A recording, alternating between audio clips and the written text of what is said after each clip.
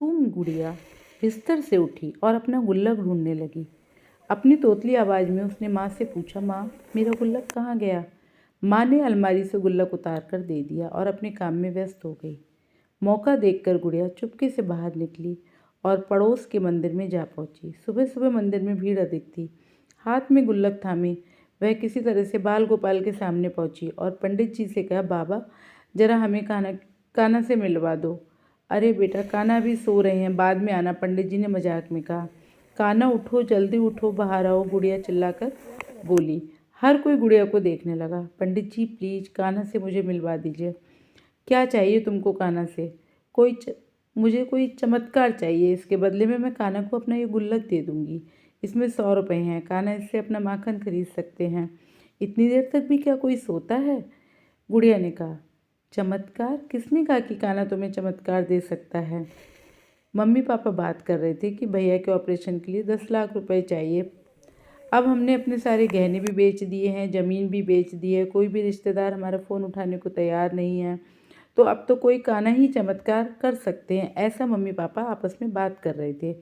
पास ही खड़ा एक व्यक्ति गुड़िया की बातें बड़े ध्यान से सुन रहा था। उसने पूछा, बेटा क्या हुआ तुम्हारे भाई को? भैया को ब्रेन ट्यूमर है। Brain tumour? जी अंकल, बहुत खतरनाक बीमारी होती है। व्यक्ति मुस्कुराते हुए बाल गोपाल की मूर्ति निहारने लगा। उसकी आंखों में श्रद्धा के आंसू बह गए। रुंधे गले से वह बोला, अच्छा अच्छा, तुम वही लड़की हो, कान्हा ने बताया था कि तुम आज सुबह यहाँ मिलोगी।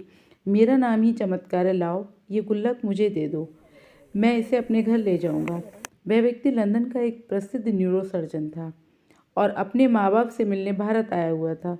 उसने गुल्लक में पड़े 100 रुपये से मात्र उस बच्चे का, उसके भाई का ब्रेन ट्यूमर का ऑपरेशन कर दिया और गुड़िया के भैया को ठीक कर दिया। सचमुच अगर आप में अटूट श्रद्धा है, तो आप कोई नेक काम करना चाहते हैं, तो कृष्णा किसी न किसी रूप में आपकी मदद जरूर करते हैं। यही है आस्था का चमत्कार। दोस्तों, भले ही ये काल्पनिक कहानी लग रही हो, लेकिन कई बार सत्य कल्पना से भी परे होता है और दुनिया में ऐसी हजारों लाखों घटनाएं हैं जहां असंभव सी लगने वाली चीज़ें भी विश्वास के दम पर संभव बन जाती हैं। इसलिए ईश्वर में यकीन रखो, अपने लक्ष्य को पाने के लिए कड़ी मेहनत करिए। क्या पता एक दिन आपके लिए भी कोई चमत्कार हो जाए और आप किसी और के लिए भी चमत्कार कर सकें। तनिक सोचें। Thank you so much.